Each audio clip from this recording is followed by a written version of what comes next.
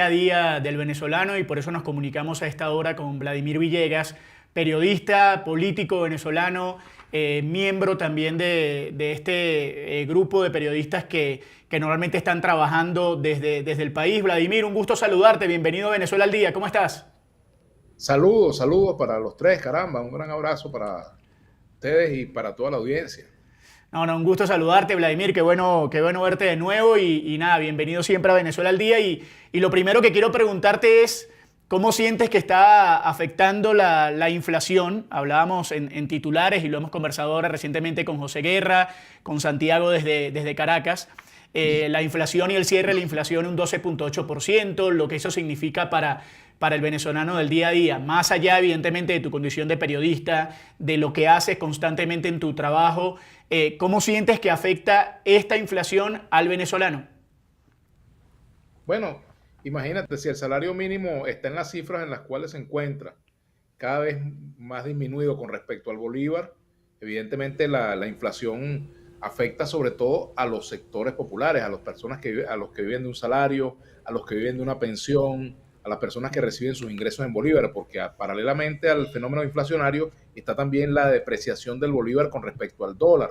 Eso que estaban comentando sobre las compras en monedas, en otro tipo de moneda, en otro tipo, o en otras formas de pago, es una de las características de la economía venezolana. En bolívar pagas muy bien, como lo decía el amigo, lo pagas en gramas de oro, pero en el estado Táchira con pesos colombianos y en Caracas con dólares, es decir, y también con bolívares y euros, que también es una moneda que se está utilizando en nuestra economía. Pero básicamente el que vive de un salario es el que sufre cada vez más los embates de la inflación y sobre todo de la depreciación del bolívar con respecto al dólar, que es la clave de todo esto, porque todos los precios en Venezuela están calculados en dólares. Ahora, si cada día el dólar pasa a costar más bolívares, evidentemente con los 100, ponle tú 1.000 bolívares que tú ibas al mercado, 2.000, 3.000, 4.000 bolívares que ibas al mercado, eso se va reduciendo cada día. Hoy, por ejemplo, el bolívar amaneció en 64,48 por dólar, ¿verdad? Cuando el tipo de cambio no hasta hace mucho estaba en 45, 40 e incluso se calculó a 30. Es decir, hemos visto cómo se nos ha venido convirtiendo en agua, en sal y agua, los ingresos en bolívares, ¿verdad?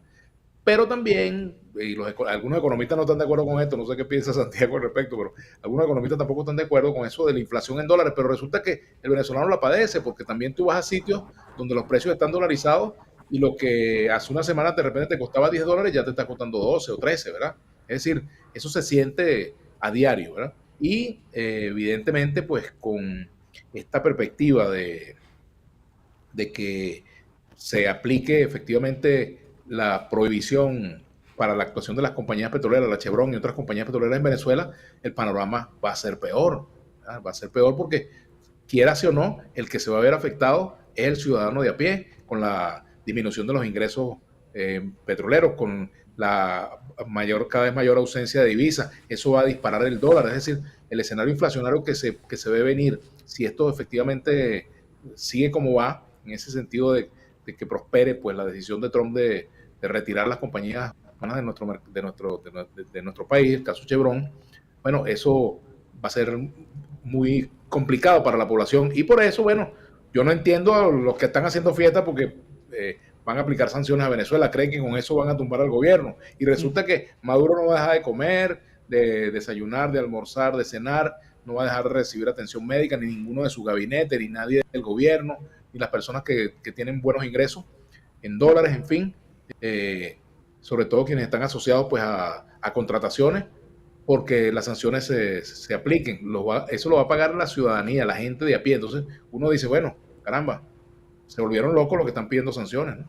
Claro, se vuelve como una bola de nieve este tipo de sanciones que pues entre más se presentan, más termina generando esa cascada de afectaciones y como tú lo decías, a la gente de a pie, a la gente que depende de esos salarios. Nos mencionaba ahorita más temprano José Guerra de el 80% de los venezolanos tienen, digamos, no les alcanza precisamente los ingresos que tienen por este Exacto. tema de la inflación, por la escasez precisamente de eso. Ampliemos un poco esta cifra, o sea, digamos cuáles son esos elementos esenciales que están faltando, a qué se está recurriendo precisamente los ciudadanos de a pie, teniendo en cuenta que son los más afectados no solo por las sanciones, sino también por las decisiones en materia económica del mismo gobierno. fíjate lo siguiente, en Venezuela, producto de diversos factores, mala gestión, corrupción y también en parte un efecto, pues, pudiéramos decir que agravante por las sanciones, pero no causante, en Venezuela los servicios públicos están prácticamente privatizados. Por ejemplo, tú vas a un hospital por un problema de salud, Dios no quiera, se te presenta una apendicitis, pues de casualidad tienes que llevar el médico. Lo que te falta es llevar el médico, porque todos los insumos te los piden en los hospitales públicos.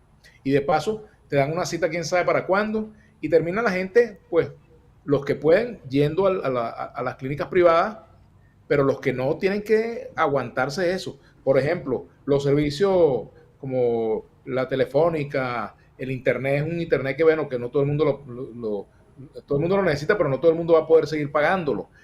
Por ejemplo, otro tipo de servicios públicos, la electricidad, que también es cara, en fin. Bueno, se ha convertido esto en parte de las situaciones gravosas para el venezolano, pero a eso súmale también, bueno, las necesidades en materia de alimentación, por ejemplo, comprar carne, comprar pollo, comprar los alimentos, bueno, cada día encarecen más y evidentemente, pues, como lo ha dicho José Guerra, esto afecta, bueno, al 80% de la población.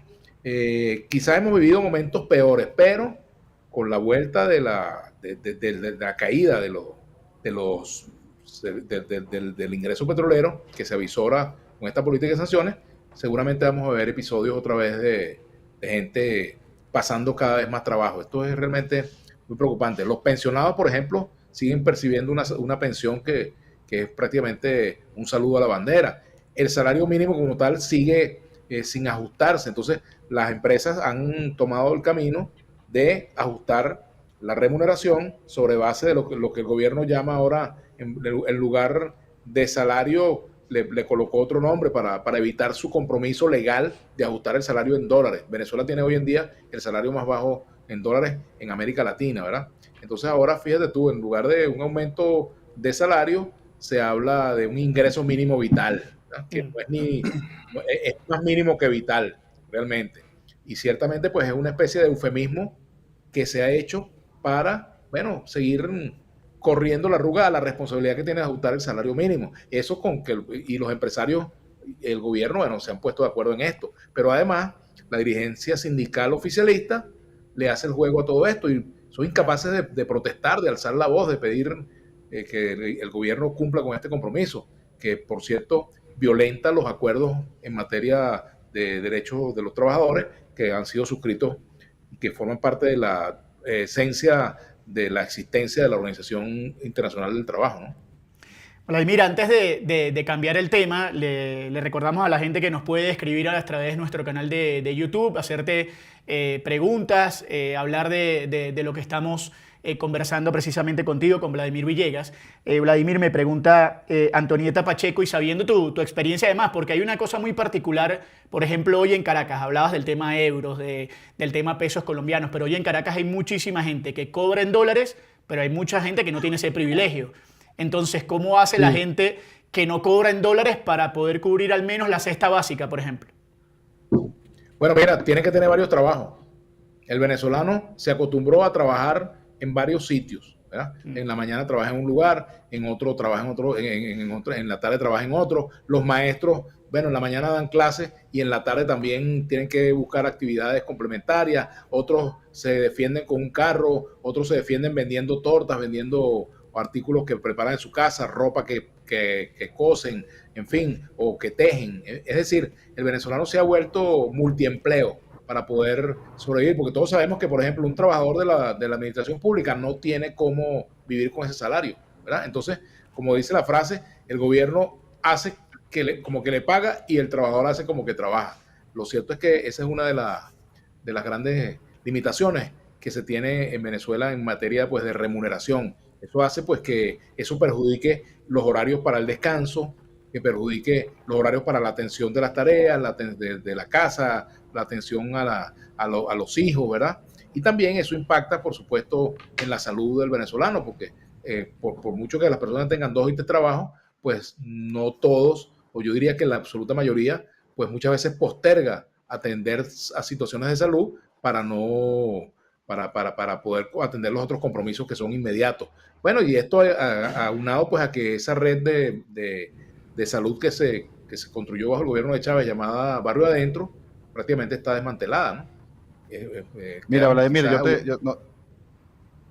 sí, te quería cambiar un poco el tema para el tema político, porque en verdad te trajimos para acá para hablar un poco de política, aunque comenzamos hablando del tema sí, económico, hombre, yo no y soy porque al final, economista, pues, habiendo tantos economistas buenos, chicos.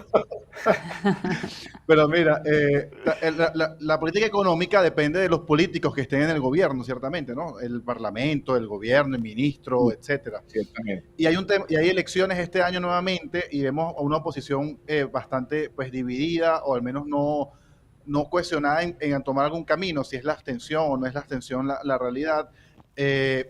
¿Cómo ves tu perspectiva con respecto a estas próximas elecciones que son parlamentarias y regionales? Quizás la del Parlamento bastante importante porque, bueno, ahí se discuten las leyes del país.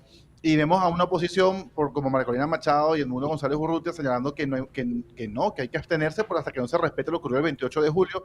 Vemos a un Enrique Capriles, a un Tomás Guanipa, a un José Guerra también señalando que hay que ir a votar, a un Capriles diciendo que pase lo que pase, así vuelve a ocurrir lo del 28 de julio, pues el camino más fácil para el gobierno es abstenerse. Pero independientemente de este planteamiento, ¿cómo ves tú la situación dentro de la oposición? ¿Habrá algún tipo de acuerdo? ¿Ese desacuerdo terminará dándole más oxígeno al gobierno, la mayoría parlamentaria de la gobernación? ¿Me escuchas? Sí, te escuchamos perfecto. Perfectamente, sí. Sí. Bueno, fíjate, yo diría que no se puede hablar hoy en día en Venezuela de una sola oposición. No se puede hablar incluso de una sola plataforma unitaria, porque esa plataforma ni es unitaria. Hoy en día la plataforma unitaria, los partidos que acompañan a María Corina Machado son mayoría en cuanto a número de partidos. Ahora, en cuanto a número de electores, no, en cuanto a votos, no lo son. ¿A qué me refiero? Partidos como el partido La Causa R, Encuentro Ciudadano, etcétera. Pequeñas formaciones que no se les resta mérito por no tener una alta votación, pero electoralmente significa muy poco. Sin embargo, lograron hacer mayoría en la plataforma y de paso, pues, hay dos partidos que están allí en la plataforma que sí tienen tarjeta electoral, que tienen una votación tangible, como lo son el Partido Un Nuevo Tiempo y el MPB, Movimiento por Venezuela. Son partidos que no están de acuerdo con la línea abstencionista. Primero Justicia está dividida entre los abstencionistas y los que pregonan la participación electoral. En el caso de Primero Justicia, bueno, hay líderes que plantean que Primero Justicia tiene que subordinarse a lo que diga María Corina Machado. Entonces, bueno, es un problema de ellos, pero uno diría, bueno, pues si se van a subordinar a lo que diga María Corina, ¿por qué no se meten en 20? ¿Verdad? Se fusionan con 20 y punto, pero es un asunto de ellos, un asunto entre justicieros, y yo no soy militante de esa organización. Pero, por ejemplo, también está el asunto de lo que implica la elección del Parlamento. ¿Qué ocurre? Ciertamente se corre el peligro de que ocurra lo mismo el 28 de julio, lo que pasó el 28 de julio. Pero si la gente no va a votar el 28 de julio, no estuviésemos hablando hoy de lo que ocurrió ese día, ¿verdad? Si la gente deja de votar, ocurre lo que ha venido pasando en Venezuela desde el año 2005, con la abstención. Con esa abstención del 2005 le costó a Venezuela el equilibrio de poderes. Desde ese momento el gobierno logró colonizar los poderes públicos y esa situación no ha variado hasta hoy. Es decir, eso es muy grave para un país que se llama democrático. Si a eso se le suma el llamado a la abstención, pues vemos que termina siendo el abstencionismo el verdadero colaboracionismo, porque el gobierno hace fiesta. ¿Ustedes creen que Maduro está preocupado porque María Corina llama a no votar? Preocupado Maduro estuviera si María Corina llamara a votar, ahí sí estuviera preocupado Maduro, ¿entiendes? Porque ciertamente todavía ella tiene un poder de convocatoria muy importante en Venezuela, eso no se niega. Pero renunciar a la ruta electoral es entonces de alguna forma, directa o indirecta, apostar a otras fórmulas que ya en el pasado hemos visto que no caminan. Se traducen en más frustraciones. ¿A qué condujo la abstención electoral en el 2017, en el 2018, en el 2021? Es decir, ¿qué condujo? A que el gobierno consolidara sus objetivos. Cuando Henry Falcón fue candidato frente a Nicolás Maduro, lo acusaron de colaboracionista. ¿Y quién es más colaboracionista? ¿El que propone que no se vote para siquiera competirle dignamente a Maduro, o aquel que propone que hay que utilizar esa herramienta? Además, el voto es la herramienta que el pueblo tiene en su mano y que es una herramienta irrenunciable. Por eso el gobierno hace fiesta cada vez que la oposición va a la abstención. y hacerlo nuevamente, abstenerse, implica no solamente el riesgo de que, por ejemplo, la alcaldía de Chacao, la gobernación del Zulia, la gobernación de Nueva Esparta, la gobernación del estado Cojedes, caigan en manos del gobierno y, por ejemplo, la alcaldía de Baruta o la alcaldía de Latillo terminarán siendo nuevamente unos nuevos espacios para que el gobierno los colonice, producto de una política abstencionista. Entonces el ciudadano tiene que sopesar, considerar todas estas opciones. Y la joya de la corona, que es la Constitución, nuestra Constitución del año 1999, se pretende hacer una reforma constitucional y entonces, fíjense ustedes qué ocurre. Si hay argumentos para llamar a no votar ahorita en las elecciones parlamentarias y regionales del 25 de mayo, ¿cuál va a ser el argumento para llamar a votar después? ¿Qué va a pasar allí? Es decir, el voto tiene sentido en todas estas oportunidades en las cuales se puede ejercer. Por supuesto, si el gobierno intenta hacer una práctica, digamos, irregular, intenta hacer fraude, bueno, quedará ante el mundo nuevamente revelado eso. Ahora, si el venezolano se queda en su casa, pues el gobierno no tendrá necesidad de hacer nada. Simplemente ejercerá Vladimir, a decir que...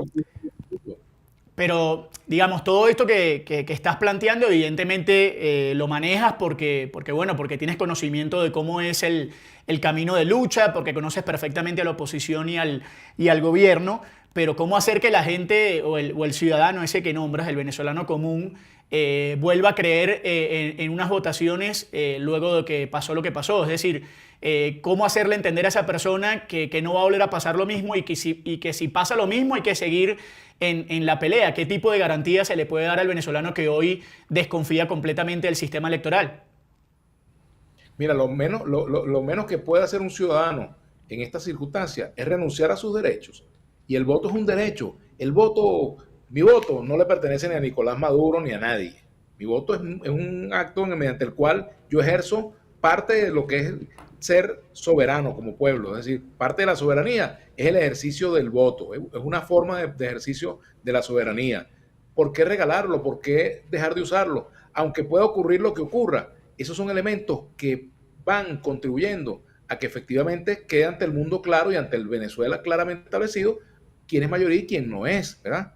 Ahora, también, por muy grande que sea una manifestación en Venezuela, una manifestación de protesta, nunca va a ser tan grande como una masa de votantes acudiendo a las urnas, aún en condiciones desiguales, a ejercer ese derecho.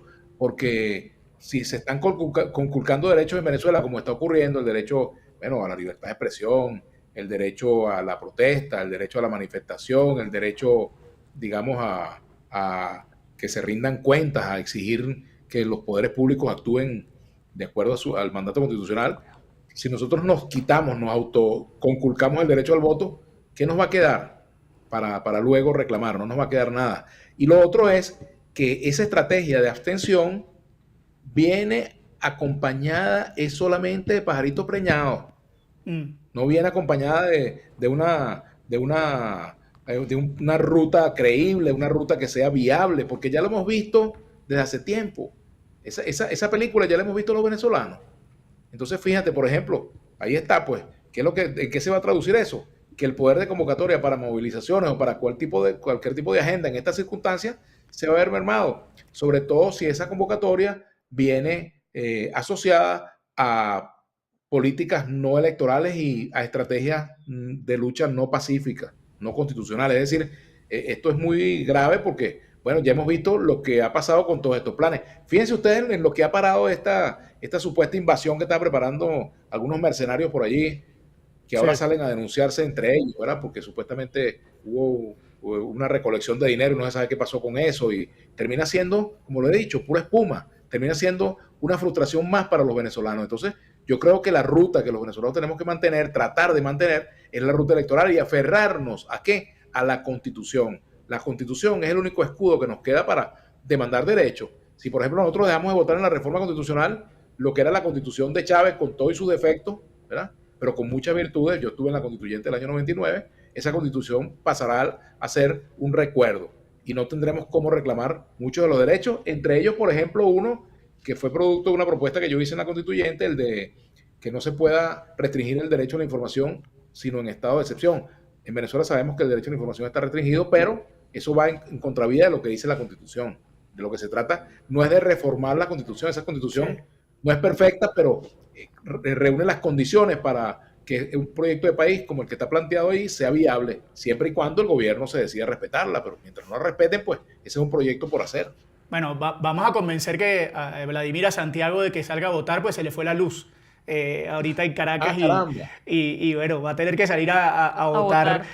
Santiago Martí como sea, pero Valentina, te quería hacer otra pregunta. Sí, a propósito de ese llamado, sobre todo de mantener, digamos, no perder este derecho a ejercer el voto, que así se tengan desigualdades, sigue siendo muy importante. Digamos, ¿qué pasa con el tema de la oposición? Vimos una oposición muy fuerte de cara a estas elecciones presidenciales, pero hoy hay una división que finalmente puede terminar generando un efecto precisamente en esa votación que, como tú lo decías, siempre va a ser mucho más importante incluso que las manifestaciones en la calle, porque todavía hay cierta dificultad para que la oposición mantenga un mensaje unificado y pues si no se presenten estas dos posiciones bastante diferentes de cara a estas elecciones regionales, incluso de cara a una reforma a la Constitución. Bueno, fíjate, por algo que yo creo que nos pasó a quienes acompañamos a Chávez durante un tiempo, yo lo acompañé hasta el año 2007 y renuncié cuando se planteó la reforma constitucional precisamente. Eso de lo que diga Chávez, por ejemplo. Antes era lo que diga Chávez. Ahora, para algunos sectores de la oposición, es lo que diga María Corina. Y María Corina no quiere discutir con el colectivo opositor, los partidos, una estrategia común. No la quiere discutir, sino quiere imponerla. El que vote es aliado al gobierno y es como yo digo, o si no, el que haga lo contrario o algo distinto, está jugando para el gobierno, es enchufado, está pagado, es infiltrado, lo que sea, ¿verdad?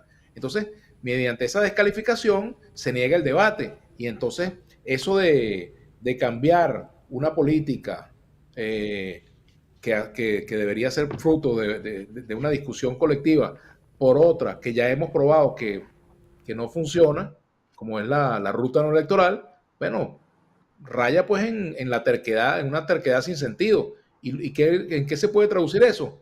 Que a la larga, pues el propio respaldo popular que hoy tiene María Corina Machado se puede desvanecer y terminar como terminó Guaidó. Y de paso, si a eso le sumamos pues que este sector ha venido acompañando la política de sanciones que terminan afectando a la gente, dime tú cuánto va a durar el encanto. Exacto, ahí estará la diferencia en saber cuánto durará el encanto. Vladimir, muchísimas gracias por haber estado todo este tiempo con nosotros. Te mando un fuerte